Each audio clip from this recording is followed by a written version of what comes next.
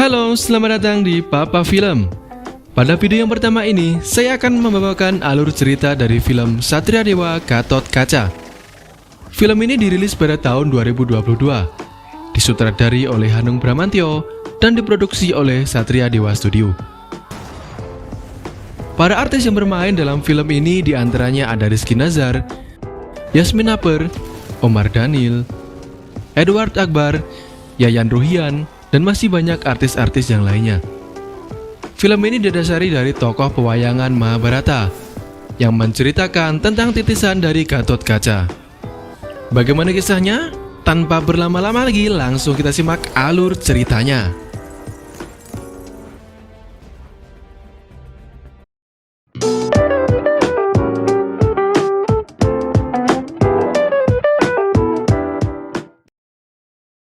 Pada tahun 2006, di sebuah daerah yang bernama Bukit Tetuka, daerah pinggiran kota Hastinapura, terdapat pasangan suami istri yang bernama Pandega dan Arimbi. Terlihat Pandega menyerahkan sebuah pusaka yang bernama Brajamusti kepada Arimbi. Yang saat itu, Arimbi sedang menangis karena tidak ingin ditinggalkan oleh Pandega. Dan setelah menyerahkan pusaka itu, Pandega tetap pergi meninggalkan Arimbi dan anaknya yang bernama Yuda. 1 bulan kemudian, kita diperlihatkan seorang perempuan berjalan mendatangi gubuk Arimbi, yang kemudian perempuan tersebut dihadang oleh Kate, di mana perempuan itu ternyata adalah Ratri, adik dari Arimbi. Ratri meminta Arimbi untuk pulang karena sang ibu sedang sakit.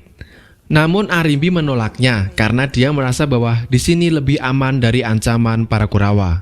Saat Arimbi dan Ratri sedang asik ngobrol di dalam gubuk tersebut, tiba-tiba datang beberapa orang pasukan bertopeng yang ingin merebut pusaka Brajamusti. Tapi karena Arimbi menolak untuk menyerahkan Brajamusti, akhirnya sang pemimpin pasukan bertopeng ngamuk dan menyerang orang-orang yang ada di sana. Dalam peristiwa itu, Kate dan Ratri tewas mengenaskan. Melihat hal tersebut, Arimbi kemudian lari berlindung ke dalam gubuk dan dengan sigap melindungi sang anaknya, yaitu si Yuda. Di saat itulah tiba-tiba pusaka Brajamusti mengeluarkan cahaya aneh, diikuti dengan munculnya petir merah. Seketika Arimbi dan Yuda menghilang.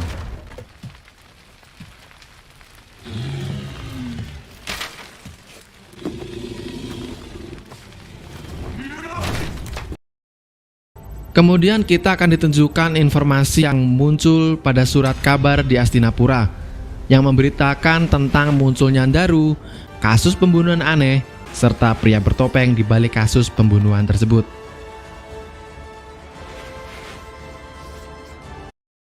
Scene kemudian berpindah di masa sekarang, di mana Yuda sekarang sudah tumbuh dewasa.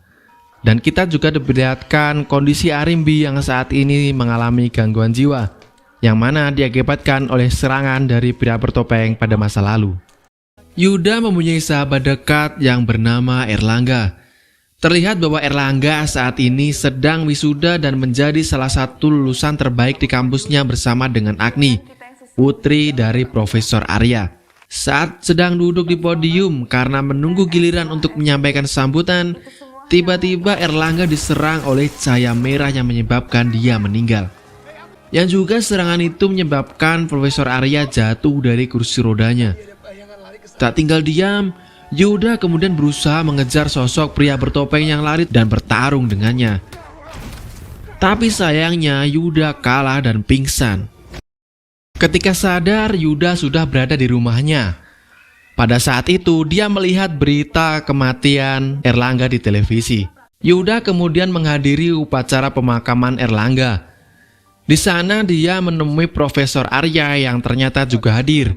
Yuda bertanya kepada Profesor Arya tentang apakah Kurawa dan Pandawa itu benar-benar ada, karena dia merasa bahwa hal tersebut berhubungan dengan keadaan ibunya yang saat ini mengalami gangguan jiwa. Menanggapi hal itu, Profesor Arya meminta Yuda untuk datang ke rumahnya. Dan keesokan harinya, Yuda pergi ke rumah Profesor Arya. Di sana Yuda, Profesor Arya, dan Agni membahas lebih dalam tentang Pandawa dan Kurawa.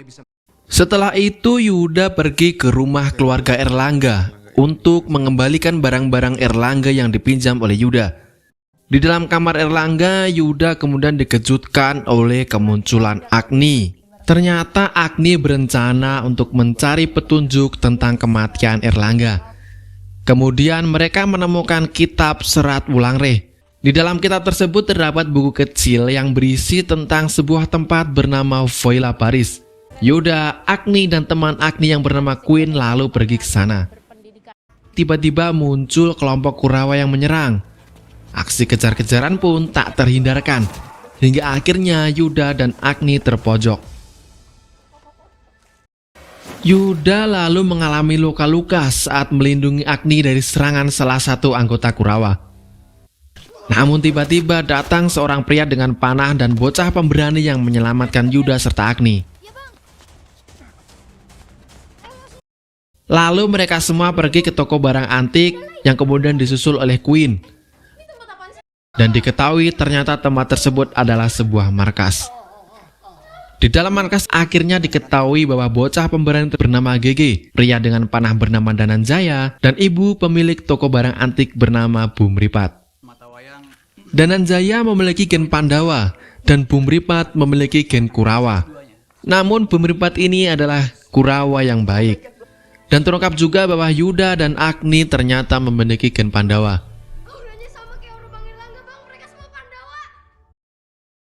Lalu Dananjaya menunjukkan sebuah rekaman dari Erlangga yang menjelaskan lebih detail tentang Pandawa, Kurawa, perang besar Bratayuda, serta ramalan akan kebangkitan Aswatama.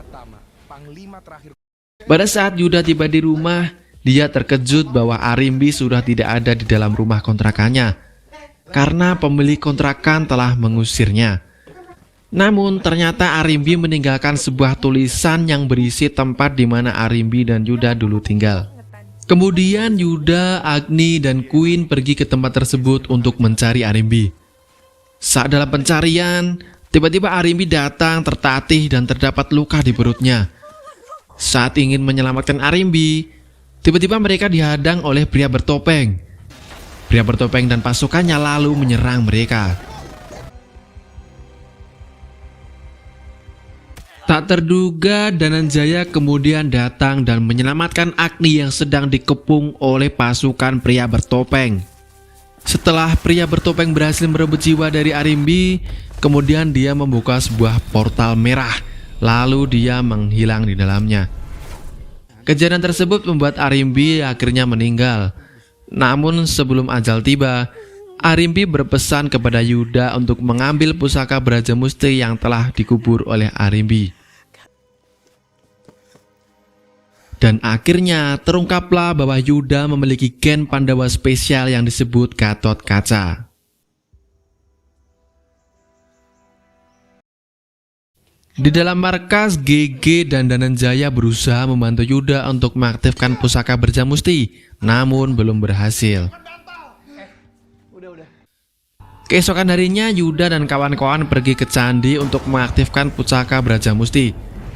Akhirnya Brajamusti aktif dan memberikan kekuatan yang luar biasa kepada Yuda. Efek dari aktifnya pusaka Brajamusti menyebabkan Yuda menggigil dengan hebat.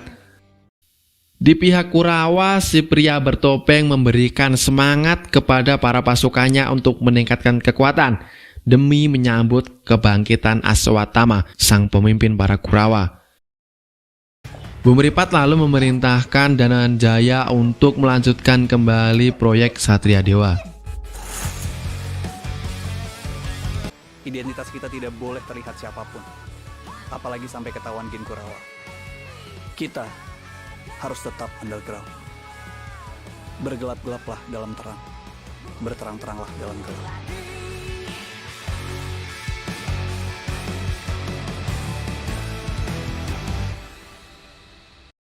Scene kemudian berpindah ke Patala, sebuah tempat di mana Aswatama dikurung dalam sebuah bola merah berantai. Dan terlihat sosok pria bertopeng mendekati Aswatama untuk memberikan jiwa-jiwa yang telah diambil dari para Pandawa.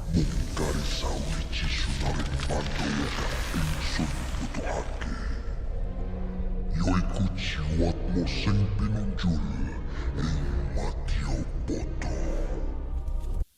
Lalu kemudian datanglah Beceng yang diam-diam menyerang pria bertopeng yang sedang berbaring. Akan tetapi serangan Beceng berhasil ditangkis olehnya. Beceng malah diberikan pusaka Dursala oleh pria bertopeng itu. Kemudian Beceng mendapat kekuatan yang luar biasa. Beceng kemudian diperintahkan oleh pria bertopeng untuk mengambil jiwa dari Yuda dan merebut pusaka Brajamusti. Yuda dan kawan-kawan lalu menyamar untuk menyelidiki korban pembunuhan yang telah diambil jiwanya. Jalan sekarang, urusan di sini serahin ke saya. Dan terungkaplah bahwa pelakunya adalah Beceng. Beceng di sini salah mengambil jiwa. Dikira adalah Yuda, tapi ternyata orang lain. Pria bertopeng marah dan menghajar si Beceng. Yuda lalu pergi ke rumah Profesor Arya untuk melaporkan tentang kebangkitan para Kurawa. Mendengar apa yang dikatakan oleh Yuda dan Agni, Profesor Arya lalu mengajak Yuda dan Agni menuju ke sebuah ruangan yang di dalamnya terdapat banyak barang pusaka. Saat mereka sedang berdiskusi, tiba-tiba Agni jatuh tersungkur di lantai ruangan. Di saat yang bersamaan, markas juga diserang oleh kelompok Kurawa yang dipimpin oleh Beceng. Saat mengetahui hal itu, Yuda langsung menuju markas dan meninggalkan Agni serta Profesor Arya. Setelah tiba di markas, Yuda kemudian membantai habis pasukan Kurawa. Dan tersisalah si Beceng. Lalu Yuda bertarung dengan Beceng hingga akhirnya Beceng berhasil terpojok. Namun tiba-tiba datanglah sosok pria bertopeng. Yuda lalu bertarung dengan pria bertopeng tersebut.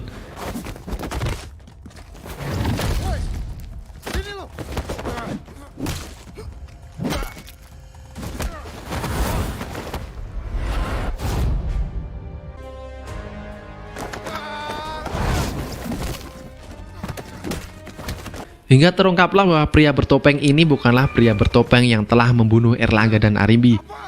Ternyata dia adalah Pandega, ayah dari Yuda yang juga anggota dari Yoda atau pelindung Pandawa.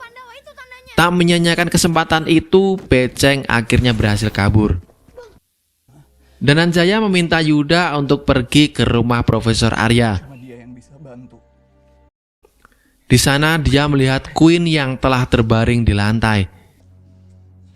Yuda lalu menuju ke ruang pusaka Profesor Arya yang kemudian disusul oleh Pandega. Di dalam ruang pusaka, Yuda dan Pandega sempat bertengkar. Namun kemudian Pandega menunjukkan pusaka Brajadenta kepada Yuda. Pandega menjelaskan bahwa Brajadenta adalah pasangan dari Brajamusti. Dan dengan kedua pusaka itu, mereka akan mampu menuju Patala, dimensi atau tempat di mana Aswatama dibelenggu. Ini saat yang ayah nanti-nantikan dari dulu. Menghadapi para Kurawa. Melindungi para Pandawa.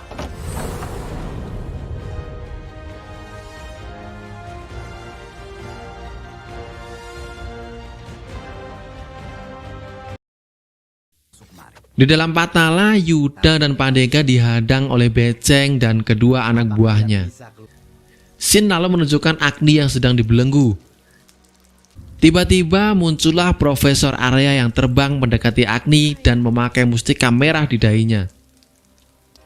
Profesor Arya menjelaskan kepada Agni tentang rasa sakit hatinya pada para Pandawa. Dan akhirnya terungkaplah bahwa sosok di balik pria bertopeng yang telah membunuh Erlangga dan Arimbi adalah Profesor Arya.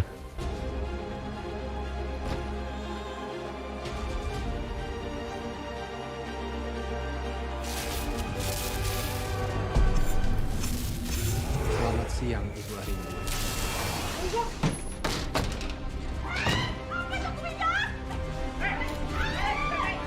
Kemudian kita akan diperlihatkan lagi pertarungan antara Yuda dan Pandega melawan Beceng beserta anak buahnya. Pandega lalu memerintahkan Yuda untuk menuju tempat di mana Agni dibelenggu. Di sana Yuda bertemu dengan Profesor Arya. Profesor Arya lalu menyerang Yuda dengan sinar merahnya. Karena Yuda bukan tandingan Profesor Arya, akhirnya Yuda kalah. Dan Beceng juga berhasil mengalahkan Pandega hingga dia jatuh ke dalam kolam. Tanpa terduga, Beceng lalu menikam Profesor Arya dan merebut mustika merah yang ada di dahinya. Mendekati ajalnya, Profesor Arya meminta Yuda untuk membunuhnya. Dan di saat bersamaan, dia menyerahkan pusaka Narayanastra kepada Agni. Kemudian terlihat Beceng telah memakai mustika merah. Yuda lalu berlari ke arah Beceng dan bertarung dengannya. Yuda terlihat kewalahan saat bertarung dengan Beceng. Terlihat perbedaan kekuatan Beceng yang kini meningkat pesat. Pandega lalu membantu Yuda, namun Pandega akhirnya meninggal akibat terkena tusukan pisau tepat di dadanya. Dengan rasa amarah, Yuda menghajar habis-habisan Beceng. Dengan pukulan saktinya, Beceng akhirnya kalah. Yuda lalu mendekati Pandega yang tengah sekarat. Pandega lalu memberikan pusaka Brajadenta kepada Yuda. Tiba-tiba Beceng bangkit dan berubah menjadi sosok Dursala.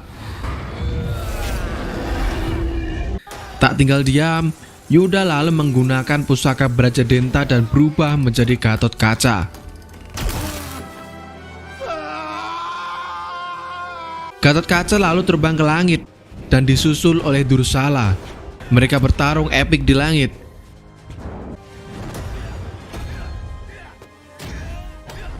Hingga Dursala berhasil menyerang Gatot Kaca dan menyebabkan Gatot Kaca jatuh ke dalam gua Patala. Di dalam Patala, Gatot Kaca dihajar habis-habisan oleh Dursala. Lalu muncullah Dananjaya yang menembakkan anak panahnya pada Dursala. Disusul tembakan dari Bumripat. Tapi serangan itu tidak berbekas sedikit pun pada Dursala. Gatot Kaca lalu kembali bertarung, tapi tetap saja Gatot Kaca masih kesulitan melawan Dursala. Saat terdesak, Agni melemparkan pusaka Narayanastra pada Gatot Kaca. Gatot Kaca menyerang Dursala dengan pusaka Narayanastra. Saat panah itu berhasil melukai tubuh Dursala, serangan itu juga berefek pada tubuh Aswatthama. Pada akhirnya, Dursala dan Aswatthama berhasil dikalahkan.